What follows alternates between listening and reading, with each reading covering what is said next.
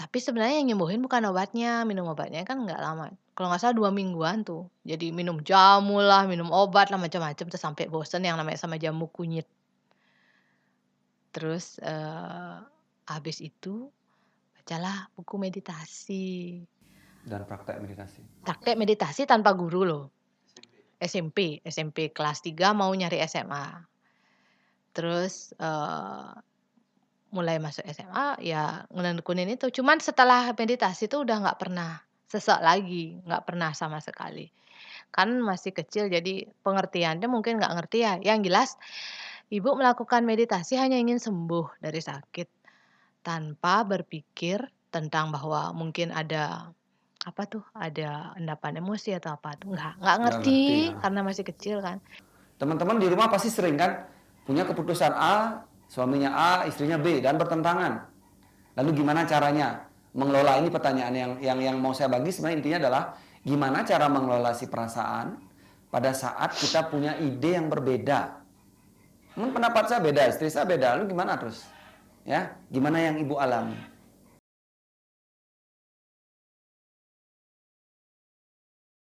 Ya, hari ini saya kedatangan seorang tamu yang sebenarnya bukan tamu, justru tuan rumah buat saya nih. Ini istri saya yang sering saya ajak diskusi. Nah, hari ini saya dapat insight yang bagus banget ya. Teman-teman yang sudah berpasangan, punya istri ya atau yang sudah punya suami barangkali sering diskusi di rumah ya. Nah, diskusi itu adalah sebuah cara untuk menemukan solusi. Nah, saya sangat sering ketika kami punya perbedaan pendapat begitu ya, berdiskusi. Nah, tidak jarang juga terjadi pertengkaran-pertengkaran kecil di rumah.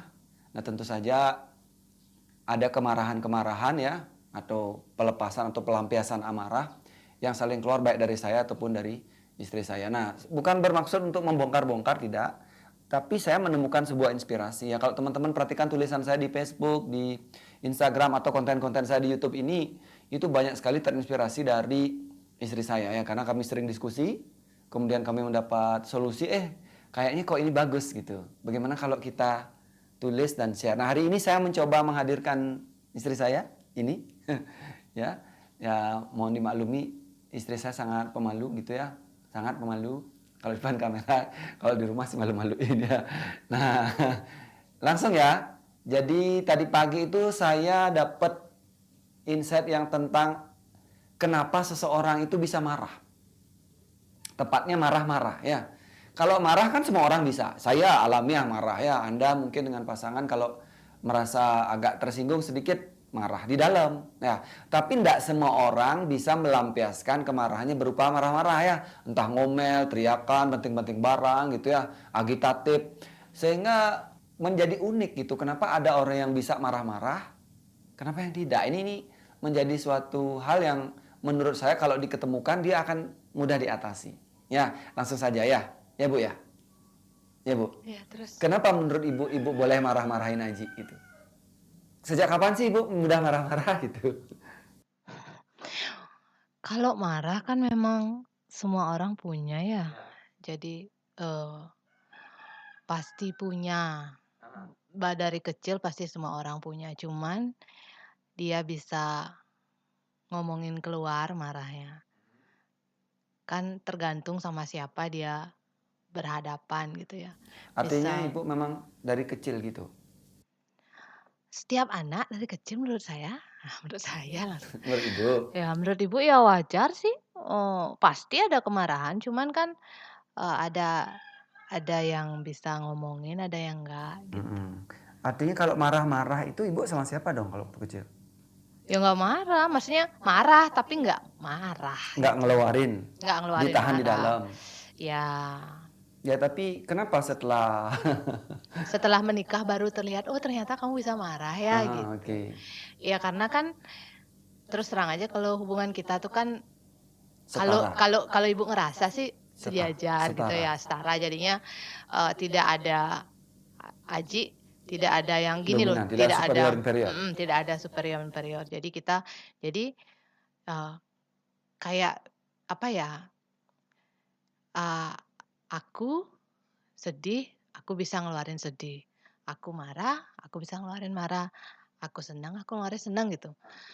Ekspresinya yang di dalam sama di luar tuh boleh gitu, boleh, bukan kata apa ya, sebenarnya kalau sebenarnya kita emosi di dalam, kita nggak ngeluarin di luar tuh, bukan sebenarnya kita memang nggak begitu, tapi kan boleh nggak nih gitu, apa, etis nggak nih gitu. Marah. Misal nih, Kalau waktu kecil kenapa nggak etis?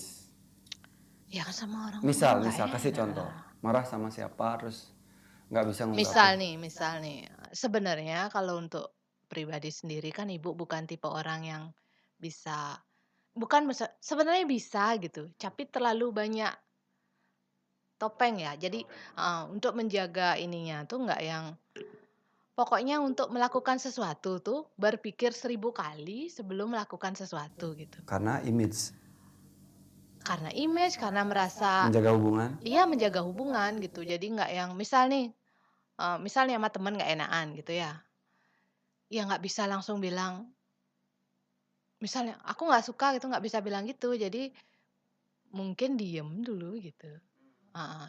Jika terasa memang teman tuh karakternya bisa kita ajak dekat, dia bisa menerima, baru ngomong gitu. Tapi kalau enggak, oh tunggu dulu gitu, tunggu dulu, orangnya nih kayak apa, kalau orangnya nggak ini, ya nggak keluar tuh gitu. Jadi bagusnya mungkin sama ini tuh hubungannya jadi biasa aja, nggak ada percikan, nggak ada gimana. Tapi jeleknya kadang-kadang tuh langsung nge-blacklist, "Oh, orangnya kayak gini," jadi aku nggak. Kalau di dalam maksudnya. Bagusnya kalau nahan amarah di dalam. Kalau nahan amarah di dalam dengan sosial, kita kan bagus ya.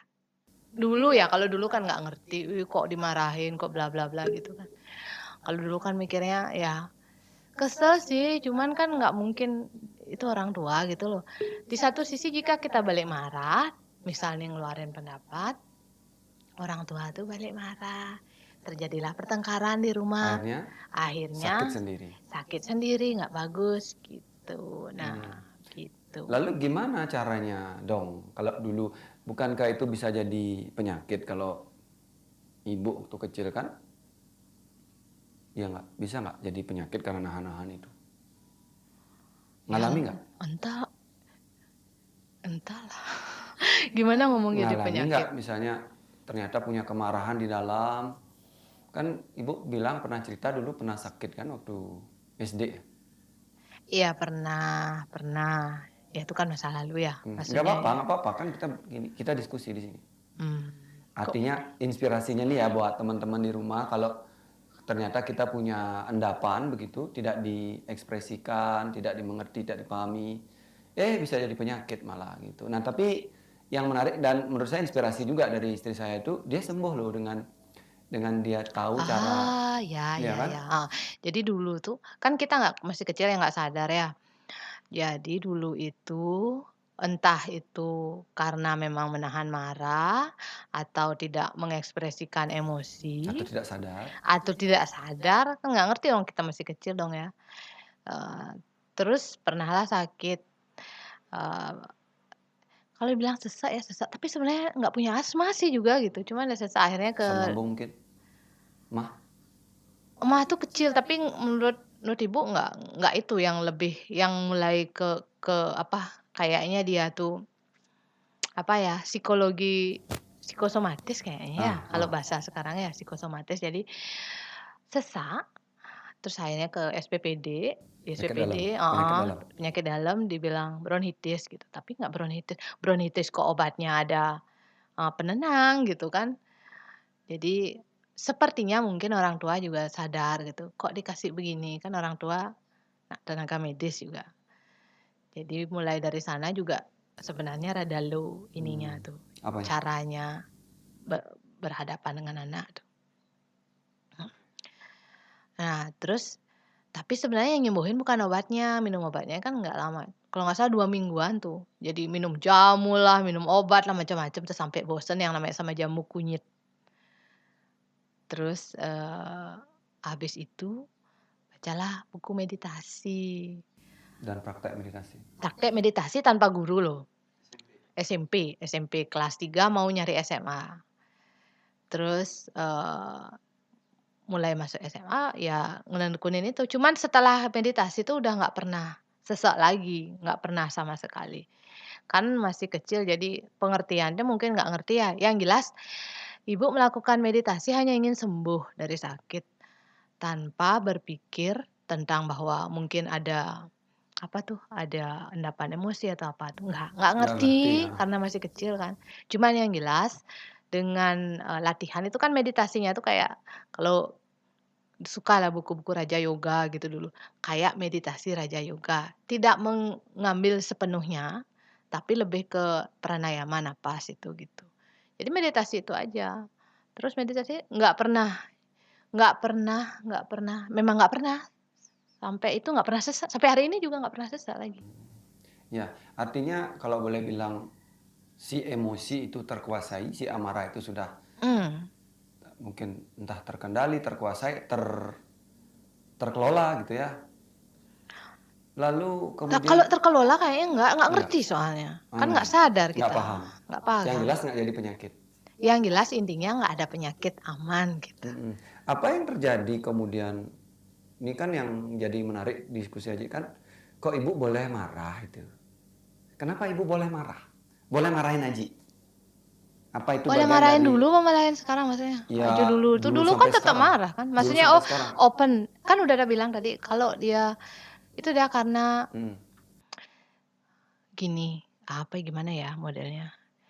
Jadi sebenarnya misal nih kita dibilang tidak baik atau misal dimarahin kayak atau dibilang, pokoknya tidak sesuai dengan keinginan Aji nggak kita. sesuai dengan keinginan ibu. Mhm, Oke. mhm, Lalu apa muncul perasaan? muncul perasaan. Benar, merasa diri benar. Oke, merasa diri harus diikuti. Ya, ya, betul, betul. Merasa keinginannya itu harus sesuai dengan keinginan Bahwa pribadi. ibu harus Aji harus begini gitu. Iya, iya, iya. Sehingga ibu memilih untuk kemudian melawan. Ya, apa ya, mengeluarkan dengan cara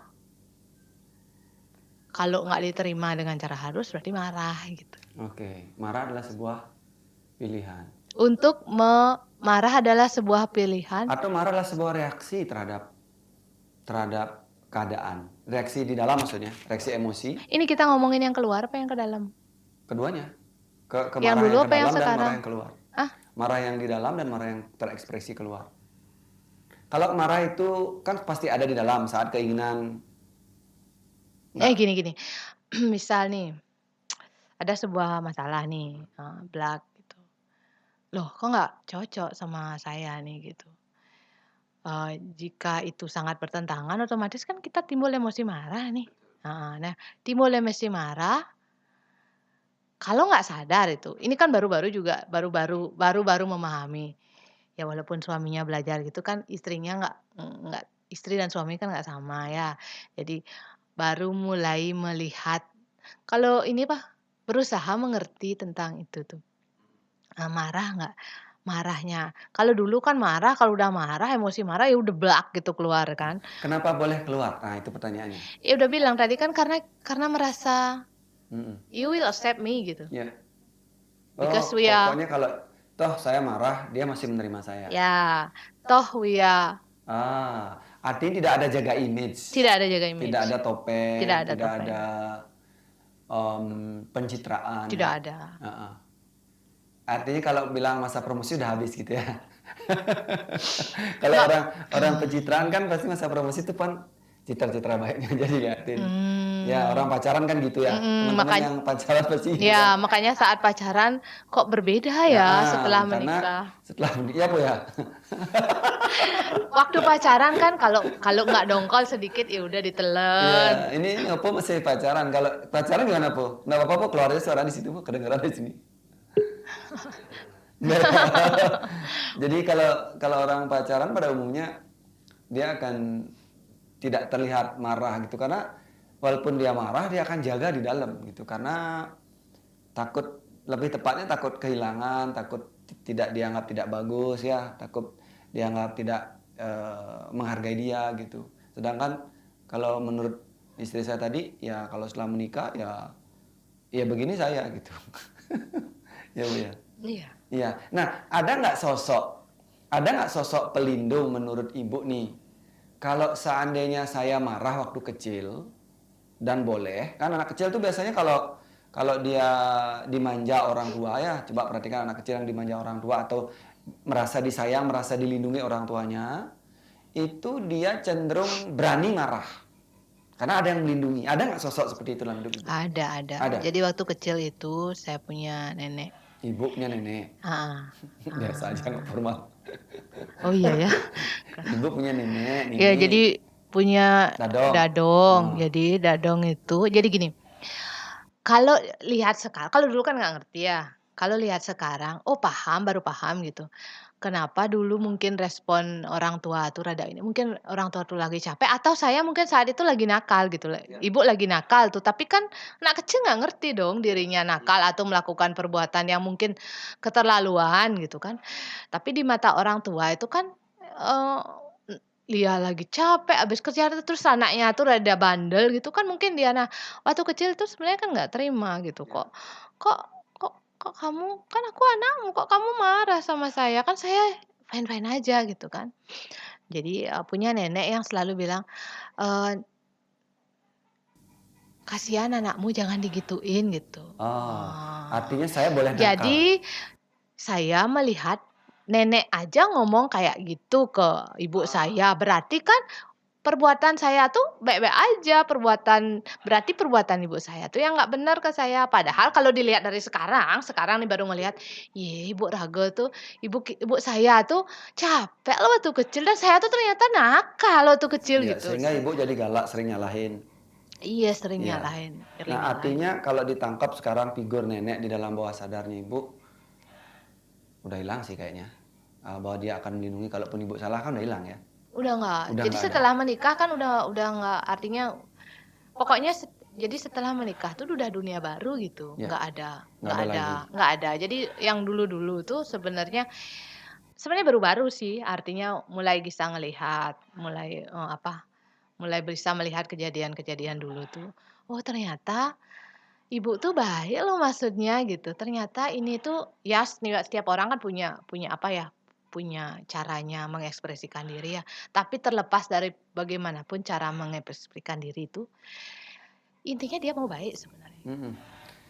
Tapi itu nggak terlihat dulu sehingga marah gitu. Ya, waktu kecil yang dilihat adalah sisi ketakutan. Ya sisi Takut, merasa, tidak keluar, sebenarnya marah, tidak keluar tuh hanya karena takut gitu. oh sebenarnya marah, Marah-marah, tetep cuma nggak berani marah. ngeluarin. Enggak, paling ya kalau ini ya di belakang gitu ya, misal kesel gitu, ya udah kalau lagi kesel tuh kalau di kampung kan ada pohon gedebong tuh kan, pukulin itu udah. Pohon pisang maksudnya yang gede bawah. Ya pohon pisang udah Iya, dipukulin itu aja lah. mukulin pohon pisang ya. Salam dari Binjai. Ya, nah intinya kalau yang punya keberanian untuk marah gitu ya, ada sosok yang melindungi itu intinya. Ada orang yang di bawah sadar kita, di benak sadar kita ini, di bawah sadar kita ini, ada sosok yang membenarkan kalau kita marah. Ada yang membela walaupun kita salah gitu. Nah ini kan proses pemanjaan diri ya. Nah pertanyaan terakhir ini ya. Udah terakhir cepat sekali. Iya, lalu bagaimana nanti kita sambung lagi ya? Kan masih banyak waktu kita di channel ini nanti kita akan kalau teman-teman suka dengan model diskusi seperti ini nanti saya akan buat lagi yang dengan topik yang berbeda ya. Tentu banyak sekali insight yang didapat. Nah, bagaimana cara kemudian Ibu mengelola itu? Mengelola akhirnya kok Ibu bisa akhirnya setidaknya walaupun Sekarang ibu ya, marah, yang sekarang akhirnya yang ibu, sekarang. bagaimana yang terjadi di perasaan, di kesadaran, di pikiran ibu? Ya kalau yang explode itu kan di awal-awal kita nikah ya, Ci, Ledakan, ya, meledak, heeh marahnya heeh, meledak. iya. Mungkin sebenarnya memang begitu aslinya ya. Jadi kalau kalau tapi sebenarnya kalau pikir-pikir sekarang, gimana ya iniinnya tuh, kan sering sekarang tuh ngomong, "Loh kok aku boleh marah?" Gitu kan. Lah kan itu sebenarnya karena, "Kok aku boleh nyalahin kamu?" Gitu loh, padahal itu kan Kok ibu boleh nyalahin Aji? iya, padahal itu kan tanggung jawab diri sendiri sebenarnya, bukan Hmm, bukan bukan tanggung jawabmu sebenarnya saya marah tuh gitu. mm-mm. Coba kasih contoh. Misalnya, Gimana ya? misalnya Ya kayak sekarang-sekarang udah contoh kayak Aji mau mungut kucing, ibu nggak setuju, ibu marah. Nah itu kan contoh yang bagus. Nah, Aji hmm, senang gitu, Aji ngelihat kasihan gitu ya, bukan senang, kasihan lihat kucing di jalan, nggak ada yang mungut. Tapi ibu berpikir nanti ibu dah yang susah, ibu beraknya sembarangan, terus akhirnya ibu Aji cuman mungut aja, tapi nggak bertanggung jawab, ibu loh yang repot. Nah, tadi akan kita berdebat akhirnya hmm, antara Aji mengambil atau tidak, itu pilihannya Aji, antara ibu setuju atau tidak, itu juga pilihannya ibu. hmm. Gimana cara ibu berdamai dengan itu? Teman-teman di rumah pasti sering kan punya keputusan A, suaminya A, istrinya B, dan bertentangan. Lalu gimana caranya mengelola ini? Pertanyaan yang mau saya bagi sebenarnya intinya adalah gimana cara mengelola si perasaan pada saat kita punya ide yang berbeda. Pendapat saya beda, istri saya beda, lalu gimana terus? Ya, gimana yang ibu alami? Ya, mmm, kalau sekarang udah bisa ya, tapi masih belajar tepatnya. Jadi, melihat melihat itu, eee, sebenarnya kan itu memang keadaannya begitu ya. Jadi Aji yang, apa, kasihan, tiba-tiba bawa gitu kan, Tiba-tiba bawa kucing. bawa kucing. Ah, Nah, eee, ibu kan protes nih. ya. Emang bener, emang protes, emang nggak terima Dan gitu. marah. Iya sebenarnya dongkol gitu. Saya tidak mau menerima itu kucing di rumah, karena saya punya alasan Kucing sendiri. udah banyak. Ku punya kucing, punya anjing, tapi kan sayang sama kucing di rumah. Tapi, untuk kucing kecil, beda kalau udah besar ya, tapi kalau untuk kucing kecil dia itu pup sembarangan, belum lagi apa namanya, pipis, pokoknya that's Merepotkan. merepotkan di kesibukan saya, terus saya tidak ingin direpotkan lagi gitu. Tapi kalau dulu ya langsung mungkin sekarang udah berumur ya jadi atau udah gimana ya, Udah paham udah caranya paham ya. ngelola. Jadi jika ada sebuah masalah masuk tuh di apa ya, ditelaah dulu tuh gitu masalah tuh. Jika timbul ada emosi, ditelaah dulu emosi itu sebelum dikeluarin, apakah dia perlu dikeluarin atau tidak, atau memang benar itu sebenarnya bukan emosi sebenarnya gitu, atau rasa ketakutanmu sajalah atau apapun itu namanya. Yang jelas kamu telaah dulu tuh gitu. Eee, Coba dicontoh tadi, gimana nelaahnya? Nelaahnya aku beremosi tidak senang, Ibu karena tidak aku senang. merasa direpotkan. Ibu tidak senang dengan si Bukan aku pilihan nggak suka Aji. kucing, Iya, dengan pilih keputusan Aji. Aku tidak senang dengan keputusan Keputusan Aji, Aji. karena Aji nah, jadi bukan keputusanmu yang aku nggak senang sebenarnya, tapi, eee, aku beremosi itu karena aku merasa akan direpotkan. Oke. Heeh, jadi bukan tentang keputusanmu, kamu mengambil kucing kayak, kamu kasihan kayak, kamu naluri kayak or something, tapi karena aku jika ada tuh kucing masuk ke rumah gue gitu dah, jadi akan merepotkan gitu. Gitu. Jadi sebenarnya rasa takut akan repot itu Ya. yang membuat saya, eee, bereaksi emosi gitu. Nah Sehingga yang sekarang diterima di sana reaksi takutnya. iya, jadi Bahwa saya saya, boleh merasa takut. saya kan wajar saya karena saya merasa akan direpotkan. Nah tapi saya tidak berhak melimpahkan rasa takut saya itu untuk memaksamu. Untuk tidak mengambil kucing itu. Untuk mengambil kucing itu, seperti itu tepatnya. Jadi saya, "Oh, kamu hanya mengambil kucing, saya hanya ini, that's different." Jadi cari jalan-jalan tengah. Jadi kalau saya marah saat itu, ya ke suami, ke Aji, ya menurut Nik ya nggak benar itu gitu. Jadi Nik bisa, oh sehingga tidak keluar, kan nggak meledak jadinya, nggak jadi emosi yang, eee, memaksa sampai sekian hari aku nggak mau pokoknya terima tuh. Jadi, oh ya, that's just your decision to make the cat Ya, apa ambil kucing. Artinya mungkin teman-teman kalau yang belum nangkep ya, kadang-kadang kita nggak perlu ngerubah keadaan gitu untuk saya mengikuti atau keadaan itu biar sesuai dengan keinginan ya. Nah tentu ini di kami berdua juga sering terjadi begitu. Ada hal-hal yang saya juga nggak bisa paksakan karena dia memilih itu. Ya, kopi misalnya ya, atau ada beberapa hal tentang jenis makanan ya.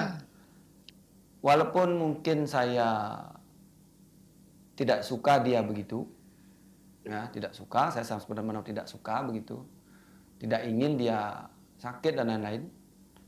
Tapi ada kalanya tentang pleasure ya dan tentang kenikmatan yang dia alami, saya hanya perlu menerima diri saya gitu. Apa yang saya terima adalah rasa tidak suka itu.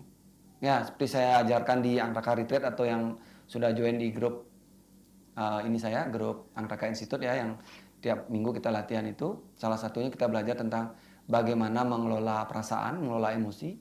Jadi emosi itu begitu dia disadari, dikenali dia ya, diterima, diberikan ruang, diamati dengan jelas, dia akan hilang pelan-pelan. Ya, betul betul Iya betul kan? betul Benar betul nggak? banget, betul. Nah, itu kalau kita sudah menguasai teknik ini sebenarnya apapun boleh terjadi di sekitar kita sebenarnya.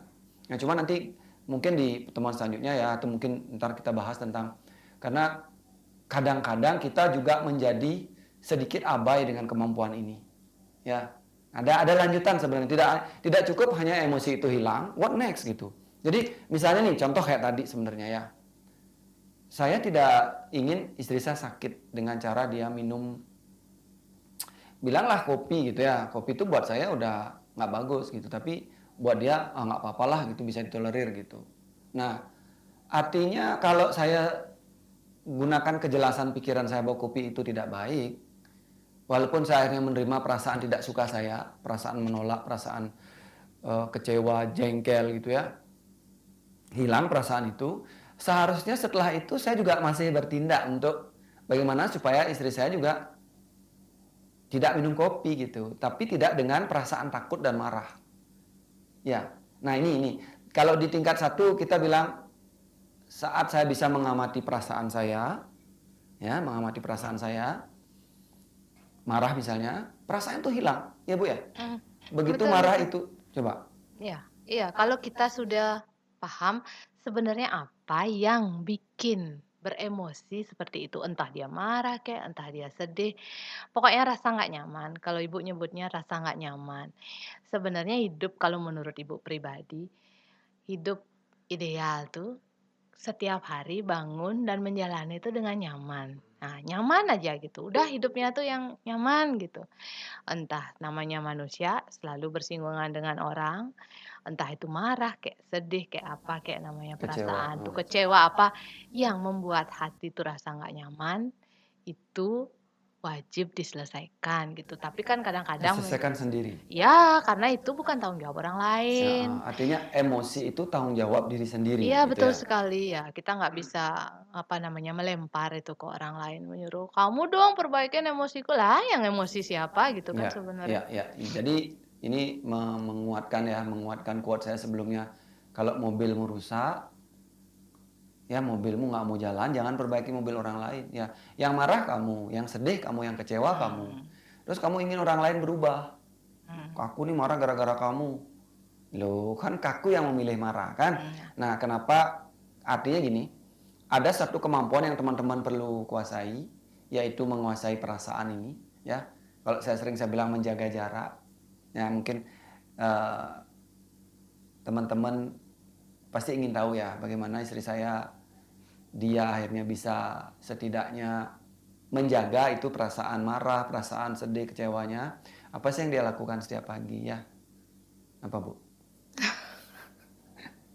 Ya, iya sebenarnya, pokoknya pagi itu wajib sekali itu meditasi duduk sebentar aja sebelum ini. Kalau memang nggak bisa misal buru-buru, pokoknya sehari itu pagi sebelum beraktivitas itu terutama karena kan apa ya, itu kayak yang bisa bikin nyaman hidup gitu ya bahasanya, apa kadang bahasanya ya, pokoknya yang ini ya melihat itu loh, pokoknya itu nggak ngerti sih gimana prosesnya sebenarnya, bukan bukan orang yang ngerti begitu-begitu ya.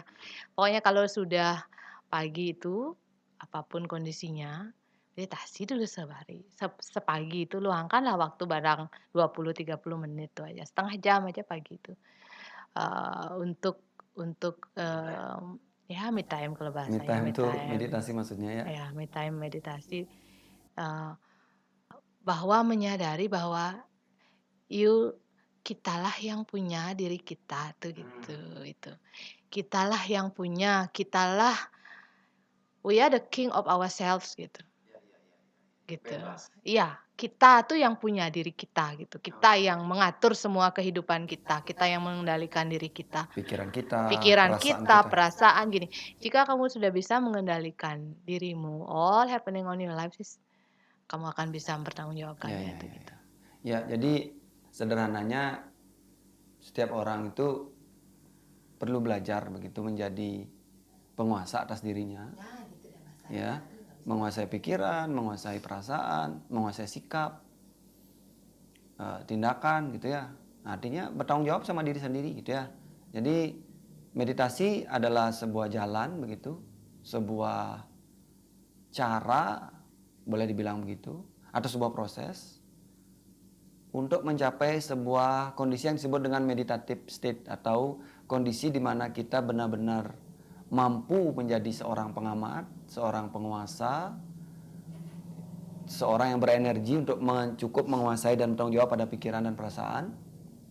Jadi ini bukan teori sekali lagi ya. Apa itu meditasi?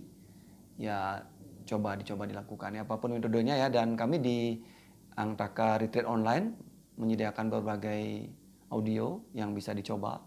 Juga ada latihan seminggu sekali yang tertarik bergabung jadi member, silakan bergabung ya. Nah, jadi baik ya teman-teman, begitu obrolan, bilanglah ini obrolan pertama saya dengan istri saya.